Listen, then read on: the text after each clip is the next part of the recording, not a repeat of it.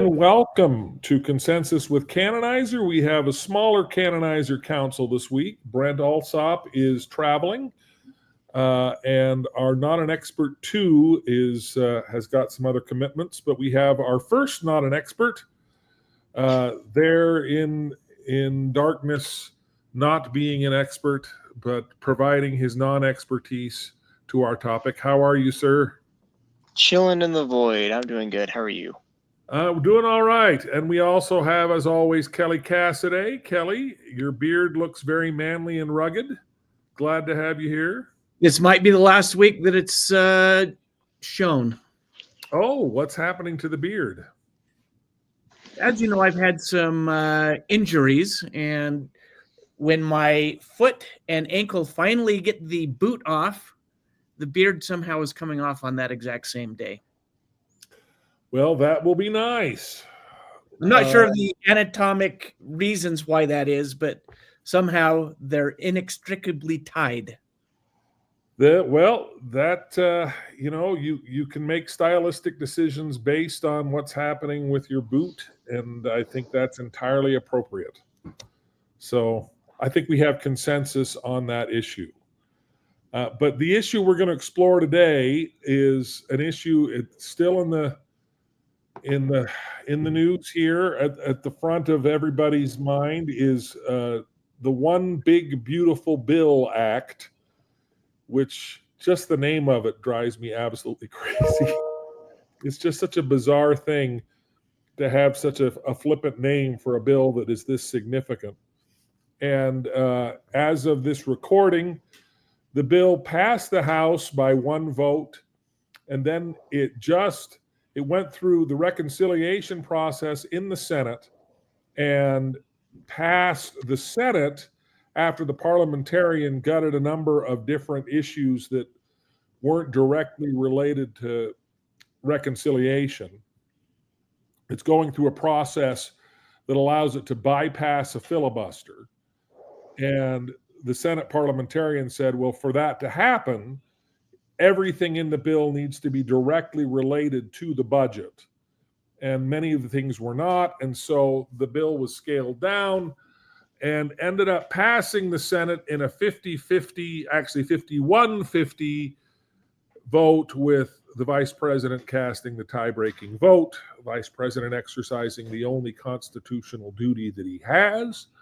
But now it's headed back to the Senate, back to the House, because the House has to pass, it has to approve this exact version. And right now, the news is saying that that the House does not have the votes. Representative Marjorie Taylor Greene, always someone who says colorful things, said that this is a S show and that the votes to pass it in the House are not there. My guess is eventually the votes will get there. There's just too much partisan loyalty that if three Republicans vote against the bill in the House, that will sink it. But my guess is that the GOP has enough party unity and President Trump has enough weight to eventually get enough Republicans to fall in line behind this bill. So that's the background. But Kelly, we have a Canonizer topic that discusses this bill. Is that correct? We indeed do, James. Okay. Oh, it just went past on the slideshow. Right back there, and we'll it's find coming it. back. Right there it is. Donald Trump's One Big Beautiful Bill. Right on the front page of Canonizer, you can click on that and you'll get more information. So what you do is you go to the agreement camp. This is information that most everybody would agree with. And if you'd like, I could just give you some of the highlights there. Please. So the federal budget is incomprehensibly large. It's $6.8 trillion, and the U.S. federal debt is even larger at $36 trillion. And the federal budget is made up basically, I mean, you can divide it all sorts of ways, but two ways, two big things. One is the discretionary spending, and one is what's called the non-discretionary spending. The non-discretionary spending is basically, depending on the specific budget, 60 to 70%. That includes things like Social Security, Medicare, Medicaid, some veterans benefits. Interest on the debt. Interest on the debt is the third biggest part of that. And then the second part, or the discretionary part, is what everybody thinks the federal budget is. That's defense and education and national parks. And so this budget handles the the discretionary part of Donald Trump's budget. And you're talking about the debt. More money is spent on the national debt right now than there is on defense. Interest on the debt. Yeah, servicing the debt. On the debt, yep. And the debt has ballooned from $233 billion in 2015 to $881 billion in 2024, which was COVID. But the interest on that is significantly higher than that. Well, that's the deficit you're talking about. Yeah, the deficit. Well, I think that the deficits, yeah. But there's so many big numbers in here. It's basically say it's incomprehensible. But the easiest thing I can think to say is that the debt is so big that every man, woman, and child in the United States right now would have to pony up $100,000, and then we'd take care of it. And so, as we go through here, we'll find out that there's competing experts on what the budget will do, if it'll increase or decrease the deficit. Republican deficit hawks just want to just eliminate the debt right now. Others want it to last longer. And it comes down, I think, to an argument back that was from Ronald Reagan's time of Reaganomics, or the Laffer Curve. At what point is the precise thing on the graph of where tax rates are perfect, so more money will come in to take care of the needs of the country? All right. So I think that's a pretty good overview of where this bill is. Not an expert. Do you have something to add on this? Not for the general background. But my guess is you have an opinion as to the lower camps here in the canonizer topic. Can I throw in one thing, Jim? Sure. And I think this is a major sticking point. So the Congressional Budget Office says that Trump's budget in the one big beautiful bill will add $3.3 trillion to the national debt. And the White House Council of Economic Advisors projects it to decrease the deficit by $11.1 trillion. So there's $14 trillion difference there. Yeah. Well, so this is when you start getting into baseline budgeting, what the baseline is, because there really isn't any doubt as to the fact that deficits are going to continue, but it depends on what baseline you choose to determine how much this adds to the deficit. Now, the Trump administration, in talking about this, is essentially saying that economic growth will be so substantial as a result of these tax cuts that the deficit will increase. And I mean, if the deficit were to decrease by $14 trillion, that means the deficit would go away. And it's important that people recognize the difference between the deficit and the national debt. Yep. Because a deficit is just the annual shortfall between the amount of money that comes into the government and the amount of money the government spends. And so you can eliminate the deficit. We don't seem to be anywhere near eliminating the deficit, but You can eliminate the deficit, but that doesn't mean anything about eliminating the national debt. It's like saying, okay, well, I have this mortgage and I'm able to bring down my mortgage payments, but the mortgage is still the amount of money we owe. That's not a perfect analogy because, anyway. But it was a good one. Oh, well, thank you very much. Appreciate that. And for conversation's sake, the last president that had what turned out to be a balanced budget was Bill Clinton. Right. And he was like the first one in decades, and he's been the last one in decades. Well, see, the challenge, and my father addressed this in his final campaign. The challenge is that so much of the money is tied up in mandatory spending. Mm-hmm. In fact,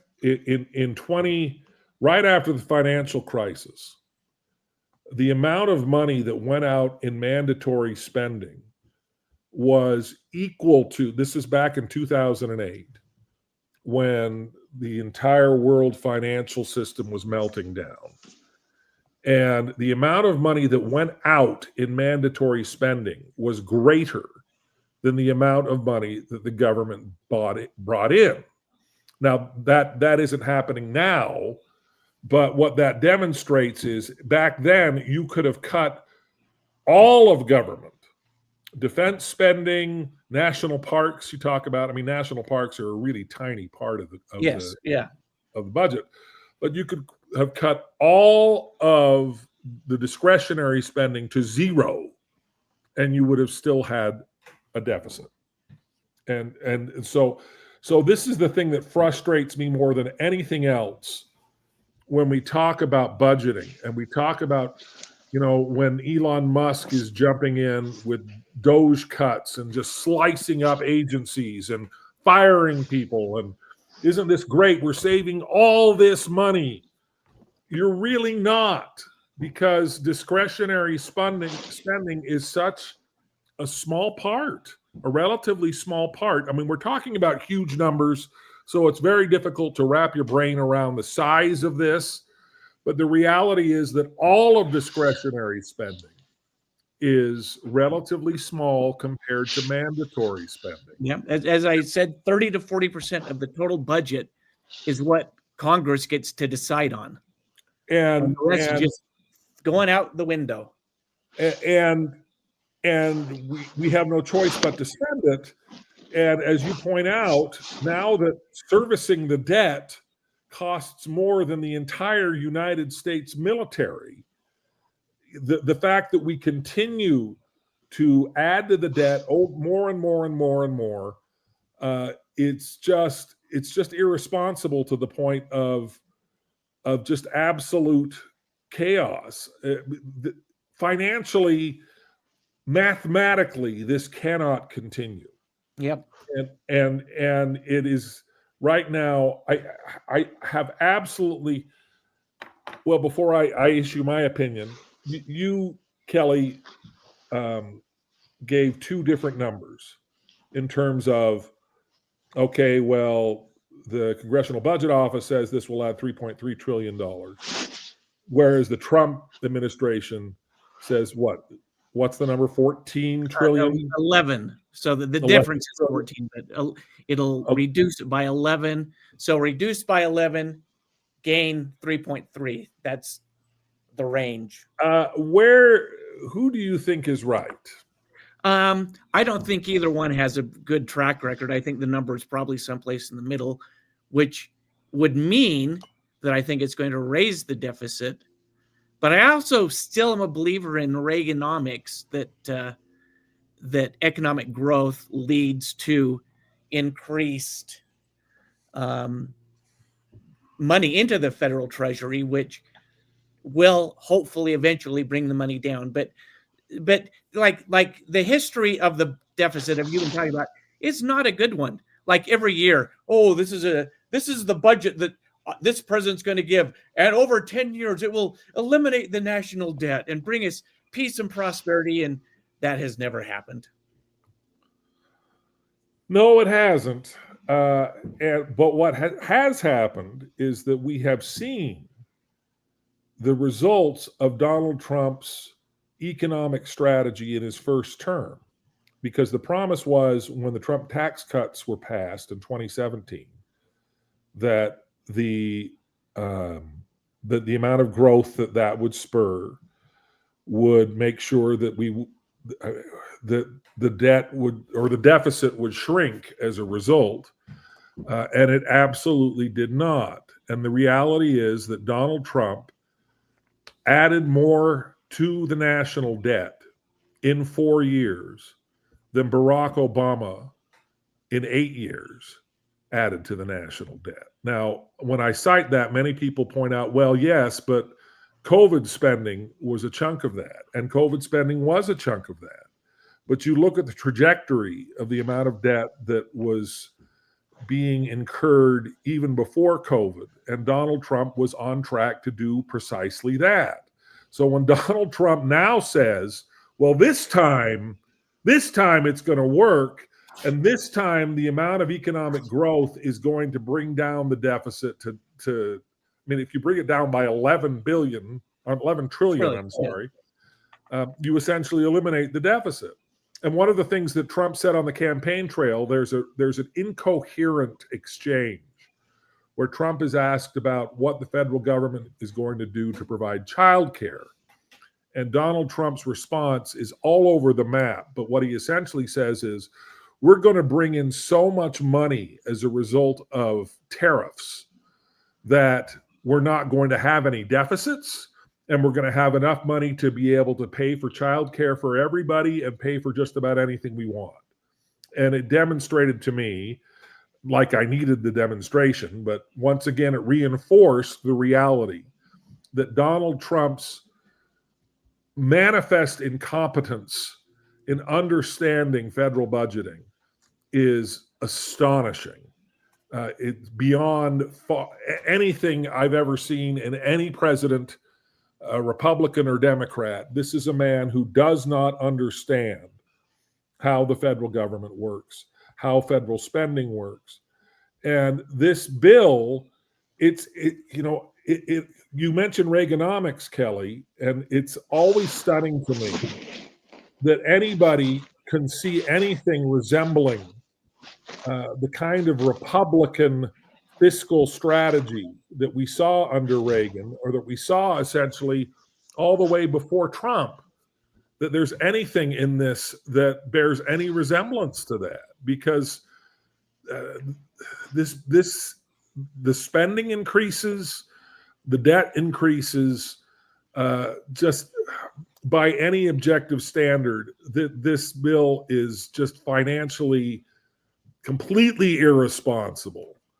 And we haven't even gotten into the fact that there are cuts to some mandatory spending programs, particularly Medicaid, but they're not done to reduce the debt. They're done only to be able to pay for the tax cuts. And one of the reasons why the Reagan tax cuts were able to spur the kind of economic growth that brought in additional federal revenue was that the 1981 Ronald Reagan tax cuts cut the highest marginal rate from 70% down to 28%. It was just a massive change in how the government had been confiscating wealth, and it spurred a massive amount of economic growth.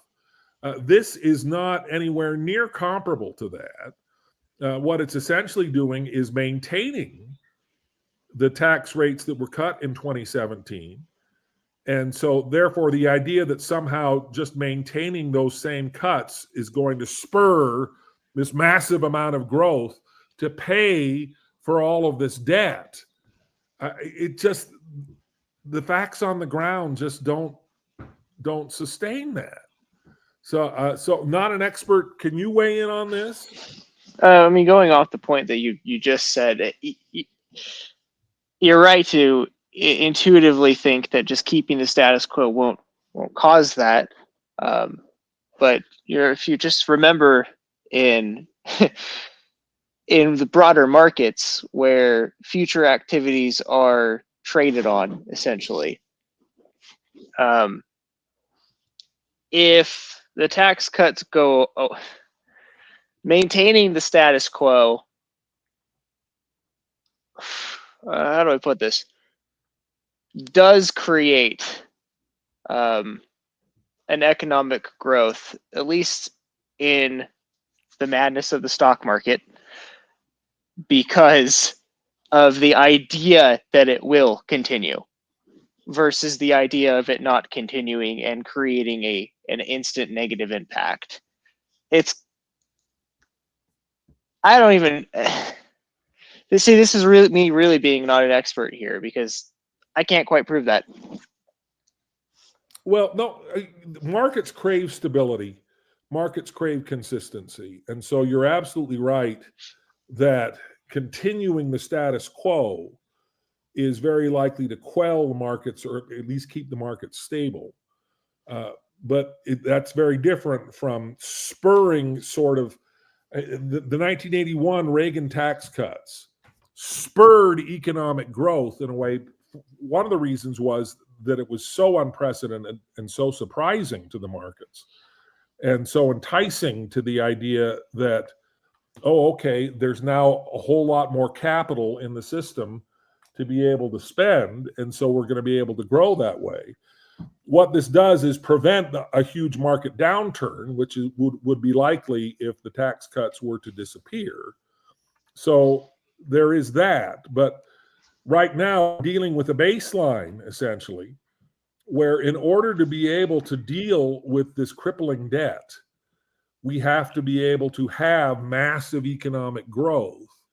And just maintaining the status quo, which I think is what this bill essentially will do in terms of market stability, in terms of economic growth, that's not nearly enough. I mean, Kelly, you brought up the idea that you talked about the dollar amount that every man, woman, and child owes $100,000. And that is staggering. But one of the things, as I've looked at the national debt, and I remember when my father was running his final campaign and was talking about this, that the metric that is most important when considering the national debt is not the raw dollar amount, because raw dollars with inflation and everything else, it doesn't provide the total picture, the total perspective. And probably the most effective metric for doing that is debt as opposed to GDP. Because when people were railing on the debt pretty much from Reagan onwards, up until probably, the debt really starts to explode in the Obama years in terms of its relationship to GDP. Because prior to that, debt was somewhere around 40 to 60% of GDP. The entire gross domestic product of the United States and the national debt was about 40 to 60% for a great deal of time. The exception to that was during World War II, when we were selling war bonds and we were going into massive debt in order to defeat the Axis powers. And the debt soared to about 121% of GDP. And everybody was terrified by that. Now, if you go look at the raw dollar amount, it's paltry compared to what we have now. But that doesn't matter, because the economy as a whole, in terms of raw dollar amount, was paltry compared to what it is now.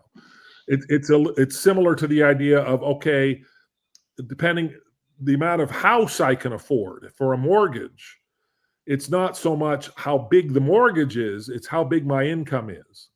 And so my mortgage now is a whole lot higher than it was when I first got married, but my income is a whole lot higher. And so we're in a better position to be able to service that debt. Well, what has happened, particularly since the Obama years, and then was accelerated massively by Donald Trump in his first term, continued through the Biden term, and is now on track to go forward here. The percentage of debt to GDP, our debt is now larger than it was during World War II in comparison to GDP. We are now at 128% of GDP. We are on track to bust that, and it's not sustainable. There is not enough money in the world, not enough wealth to be able to manage that kind of debt going forward. We have to be able. Eliminating the deficit isn't even the goal. We have to bring the debt down to less than 100% of GDP. If we do that, we'll be able to survive, but we can't do that, A, solely by cutting discretionary spending, and B, by continuing to add to the deficit as we go forward. So anyway. I'm going to add one part to this to emphasize your point. The U.S. right now, I believe this was 2024 numbers, but 118.73% of debt as a percent of GDP, which makes us the 13th, I'm going to call it worst country, after such powerhouses as Lebanon, Sudan, Eritrea, Singapore, Greece, Argentina, Italy, Venezuela, Cape Verde, Maldives, and then, we're the United States there. So, yeah, it is unsustainable. And I know we're getting off the topic of the one big, beautiful bill, but how do we solve this? I, as an old man, don't see any way around this without significant cuts in the Medicare, Social Security, and Medicaid programs. I do think one thing to give Donald Trump credit that he's trying to do is to reduce the debt burden by refinancing the debt, getting lower interest rates. I know that your favorite topic is whenever I say anything about Joe Biden, but they financed much of the national debt that they incurred during their term with short-term debt. And I know Donald Trump's trying to refinance that using the housing term by getting into a lower interest rate and spreading it out a little bit longer so that we can pay down on it. But is there a way out of our budget mess without touching the entitlement programs? And the answer is no. Mathematically, no, there is not. I agree wholeheartedly. And when you said earlier that the defense budget is huge, but again, it's a drop in the bucket. That is 10% of the 100% of our budget. I don't even know if it's 10%. I don't even think it's that high. But it is massive. And again, and I'm going to give Donald Trump credit for one other thing that you can argue with, but by getting other NATO countries to up their spending on defense, in theory, it could let the U.S. decrease their spending on defense, which isn't happening in this budget, but hopefully it'll mean that we can spend less in some ethereal world on defense because our allies are now picking up their tab. Yeah, I mean, I'd have to see an actual practical application of that. It reminds me of in the days after the Cold War and the first President Bush, he kept talking about what he called the peace dividend, that now that we're not in a Cold War with the Soviet Union, we can afford to cut back on defense spending, and so we'll have all this wonderful money for domestic programs. That peace dividend never materialized, and it doesn't seem to be materializing here. The fact that other NATO countries may be spending more on defense isn't persuading us to spend less. And again, the focus on defense is misguided because, my father always used to talk about Willie Sutton. Do you know who Willie Sutton was? Yeah. The bank robber. when he was finally caught, he's like, why do you rob banks? And he said, because that's where the money is. Yep. And so why would we have to focus on mandatory spending? Because that's where the money is. That's where the money is being spent. And the elephant in the room is Social Security. And I used to work for Senator Alan Simpson of Wyoming, who has since just passed away within the last few months. A great man, brilliant, very funny guy, and also probably the last real budget hawk that the Senate has seen. And except for Rand Paul, I'm going to say Rand Paul is, I think people know, is.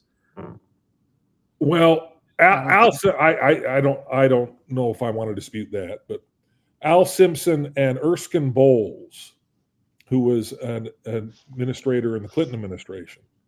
I think he was a cabinet secretary. I can't remember. But anyway, they had a bipartisan commission, the the Simpson Bowles Commission, to figure out how to balance the budget long term.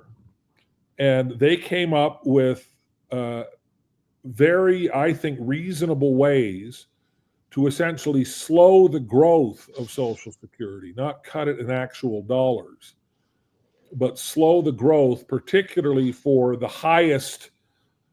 wealthiest people, in order to be able to preserve the broader growth for the people who really needed Social Security. And one of the things that he said was, look, if we make these changes now, they are incremental. The longer we wait, they become painful and devastating. Because if you tweak the growth of the program and onto a sustainable level, then you don't feel anywhere near as much pain as, okay, you allow the program to continue to go unsustainably until it goes off a cliff.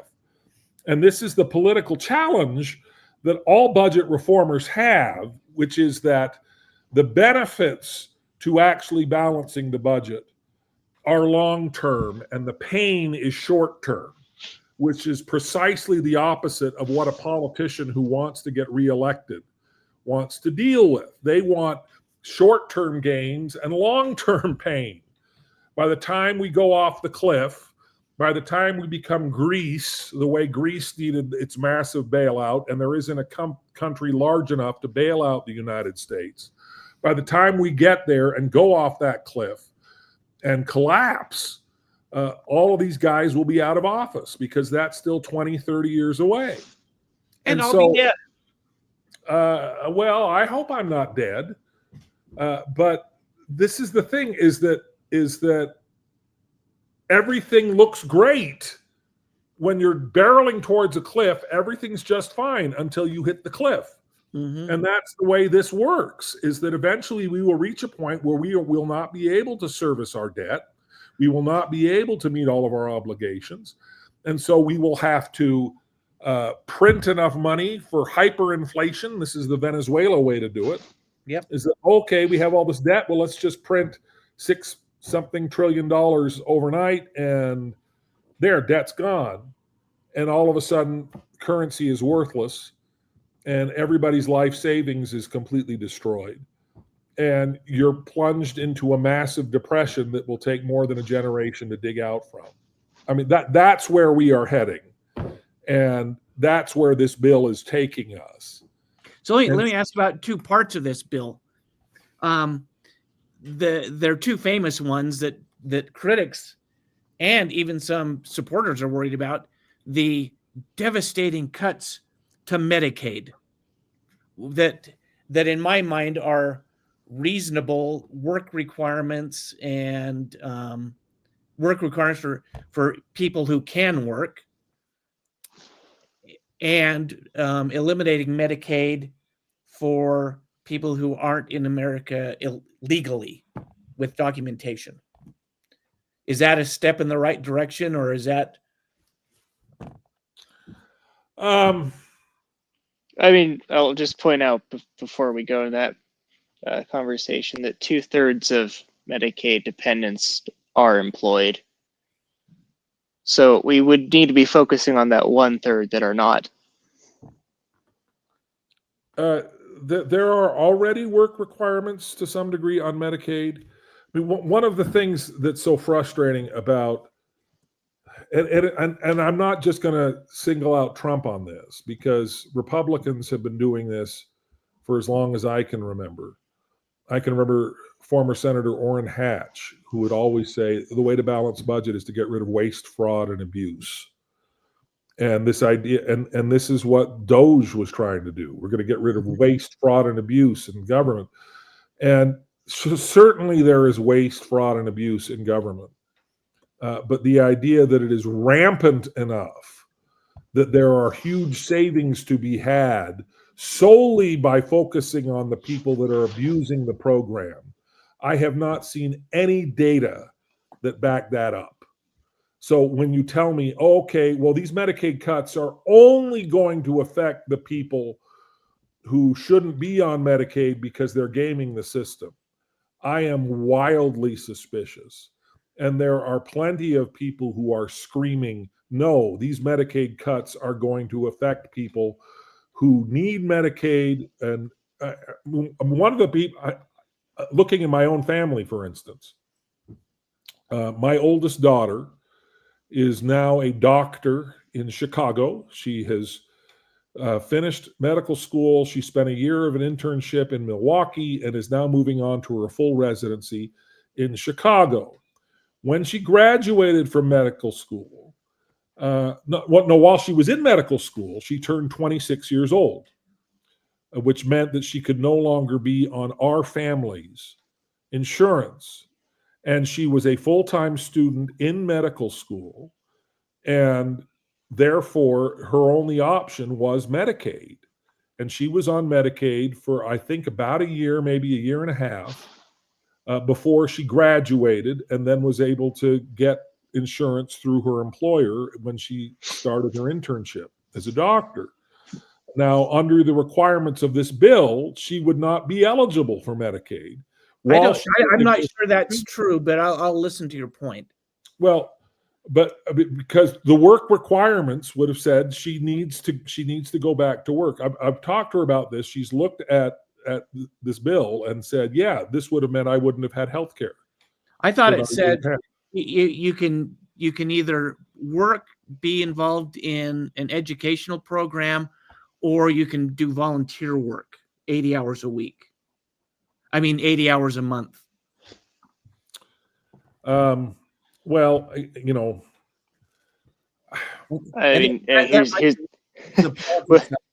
but was she in residency at this point in medical school? No. So she wasn't technically a full-time student? Well, I don't know. I don't know. She was not yet in residency. But I don't know if graduate schools, the problem is that when people start talking about this bill, most people, including me, are largely ignorant about what's happening in the bill. And the fact that I'm ignorant about it isn't nearly as much of a problem as the fact that the people voting for it are ignorant about it. I don't think there's a human alive who's read the entire bill. And I think that's true for every budget bill ever passed. Well, that may well be, but one of the things that's happening, you look at Marjorie Taylor Greene, who I hate to hold up as anything positive, but she voted for it and then discovered a provision in it that would be devastating to her constituents and said, I didn't know this was in there. Yeah. And you go, well, you're the congressperson. You're supposed to know what's in there. I don't expect any congressperson to read the totality of a bill like this, because that's not really how, the enacting language and all of that kind of stuff. I do expect every congressman to understand what's in the bill and the implications of it. And that doesn't seem to be the case this time around. It's not just that they haven't read it, it's that they largely don't understand it. And you listen to someone like Lisa Murkowski, who voted for it, and then afterwards said, yeah, well, I got some carve-outs for my folks in Alaska, but this is going to be absolutely devastating to the rest of the country. And you just look at her and just go, then why did you vote for it? I mean, this is just so bizarre to me that we have entered into this sort of partisan, the idea that whatever Donald Trump wants is right. And the fact that it contradicts principles and ideas that the Republican Party stood for most of my life doesn't matter anymore. It's just, okay, how does my team score a victory? How does the guy wearing my jersey get points? It doesn't matter what those points do, what the actual legislation accomplishes. All that matters is that the Republicans win and the Democrats lose. And that has reached a point where the actual consequences of the bill have to some degree become secondary. And that's really a frightening place to be. And again, I think that's every single bill that's ever happened. There's always a partisanship in politics. But of course, there is always partisanship. What would you do to solve Medicare or Medicaid? I mean, of course, there is always partisanship. Yeah. But what would you do to say Medicaid? This isn't normal. I think it's normal. Let's go back. How do we solve it then? What would you do to solve Medicaid? I don't think, again, Medicaid is the problem. What I think the problem is the unsustainable growth of Social Security and Medicare. Because Medicaid doesn't grow in the same way Social Security and Medicare does, because it's not tied to demographics. It's tied to financial need, which varies according to economic conditions. Social Security gets paid out to people who hit 65 years old, whether they need it or not, and it's tied to demographics. And as more and more people get old and fewer people are born, this is one of the things that Elon Musk has focused on that I think is correct, is that we don't have a sustainable replacement rate. When Social Security was first enacted, there were 7 workers for every 1 retiree. And now we're coming up on the idea of 2 to 1 and close, actually 1.5 to 1 workers for every retiree. And it's just not sustainable. So the way you fix this is that you have to slow the growth of Social Security, whether that involves means testing, whether that involves raising the retirement age, whether that involves lifting the cap on Social Security taxes so that right now it's capped at, I don't remember what the number is, $100 and something thousand of income. Beyond that, you're not taxed on Social Security. Democrats have said, well, just eliminate that and just raise taxes on everybody by 15%, essentially. And that would be a huge, just massive tax increase.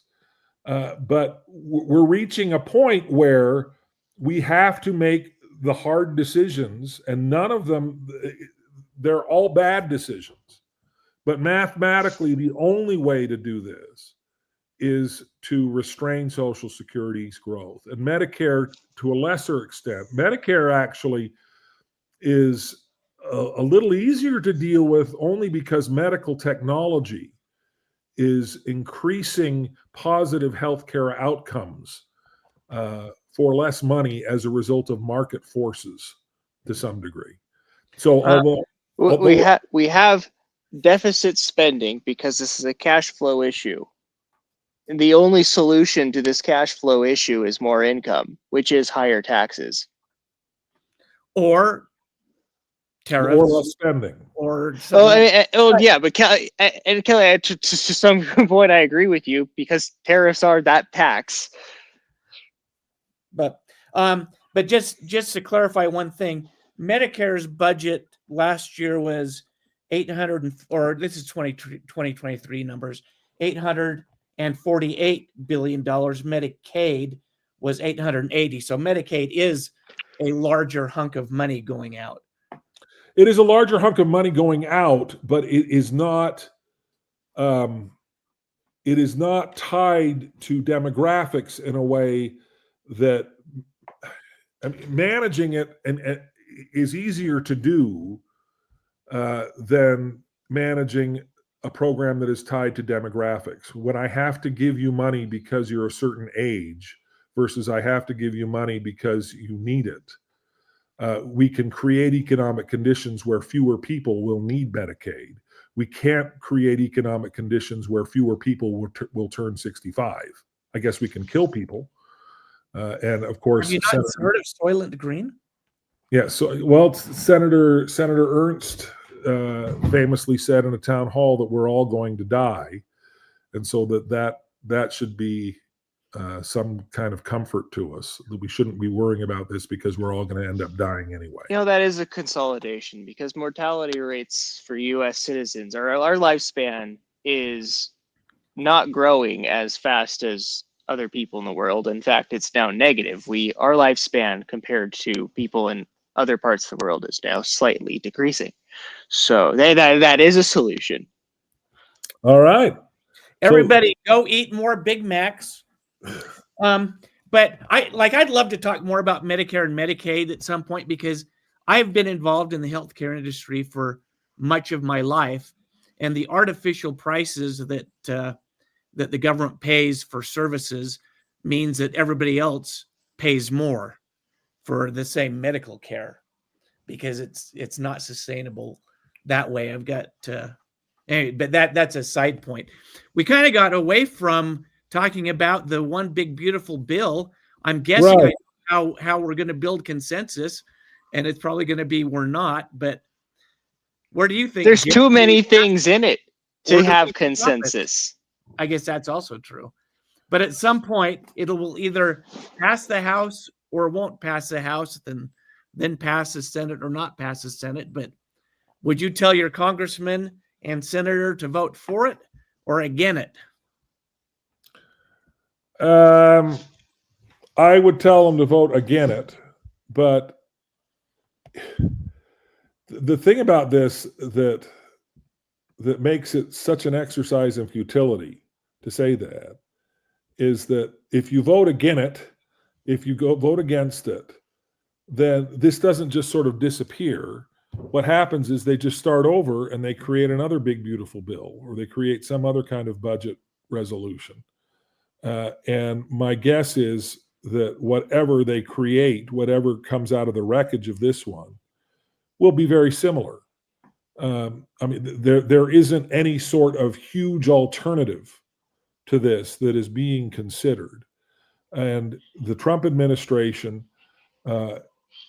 is hell-bent on making sure these tax cuts continue, and is hell-bent on and doesn't give a rip about debt or deficits, and doesn't really understand that how much they matter.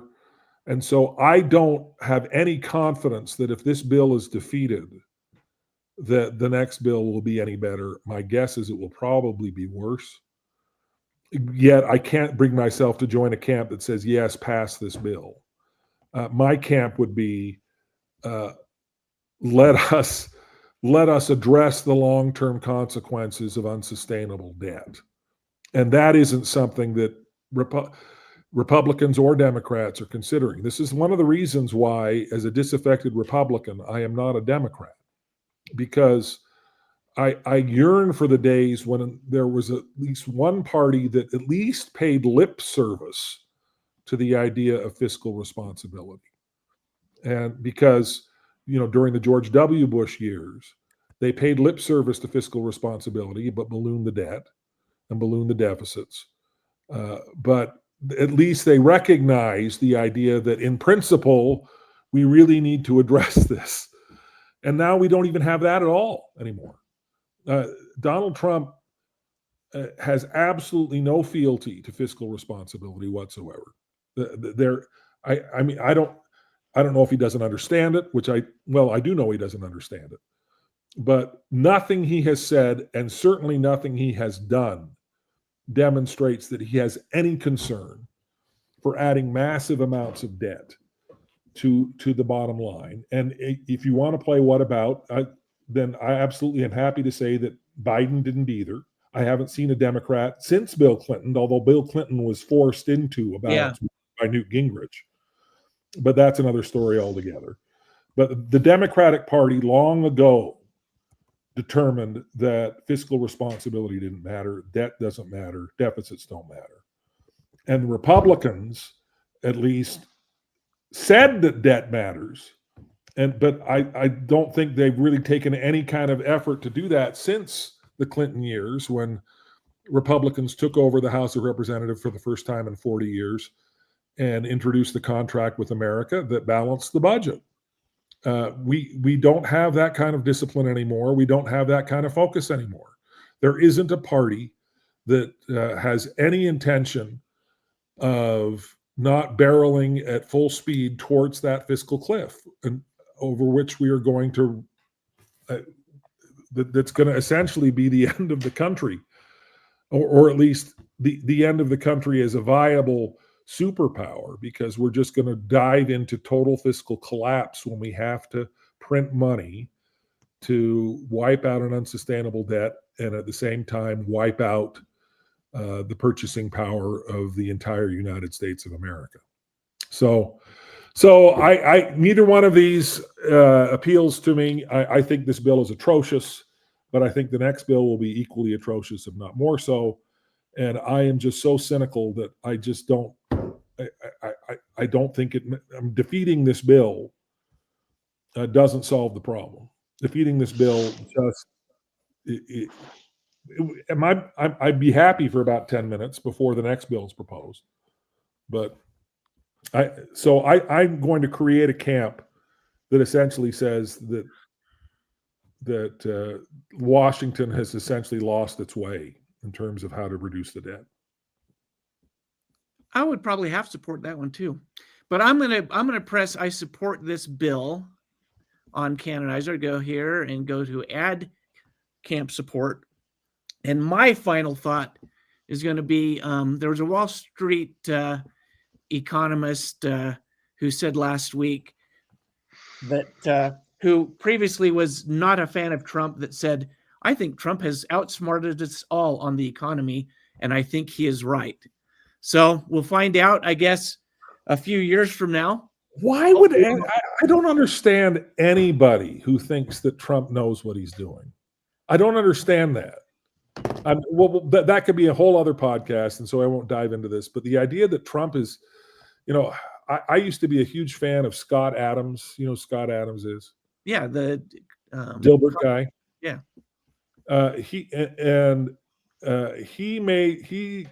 He's made a career now, or essentially ended his career, because Dilbert has been pulled from every newspaper as he's gotten more and more extreme in his views. And he's suffering from a terminal illness. So I don't want to pile on him for that. But his whole shtick has been this idea that Donald Trump is playing four-dimensional chess, that he is seeing things, and things that look ridiculous and look ludicrous are really part of this grand master plan that is so complex and so brilliant that none of us mere mortals can understand it. And all I see in Donald Trump is a man who is entirely transactional, who doesn't see past the end of his nose, and only does things that make him happy and that make him look good and that make him look cool and that prop him up in his narcissistic sort of fantasy world. I've never seen him do anything that has any sort of long-term strategy to it. The fact that anything he has done that may have had positive consequences seems almost accidental to me. I mean, because he's done some, for instance, in Utah, I remember when he, opened up Grand Staircase Escalante Monument to shale oil development. And I thought that was a good thing. But the way he described it was like, we've finally given public lands back to the people. And it's like, no, you don't understand what you just did. I think your Interior Secretary understood what you just did because they talked you into it, but you don't understand this. You don't understand any of this. So maybe that's a topic and it might be too fierce, but the idea that Donald Trump knows what he's doing is not a camp that I can support. Well, as we've said on a couple other ones, history will be the great judge. And so Yes, indeed. down the line, when we're doing Canonizer podcast 10 years from now, 20 years from now, we'll look back and say, well, either dang, Jim, you were right, or dang, Kelly, you were right, or dang, not an expert. You had us perhaps this is all ready. Will all be addressed on next week's episode. The topic of which is consensus with Canonizer: how to bankrupt a casino.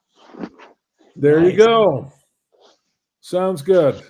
All right. Well, thank you both, and thanks everybody for watching. And we will see you next week on the next episode of Consensus with Canonizer. Goodbye, everybody. Happy 4th of July, because happy 4th. Happy Independence Day.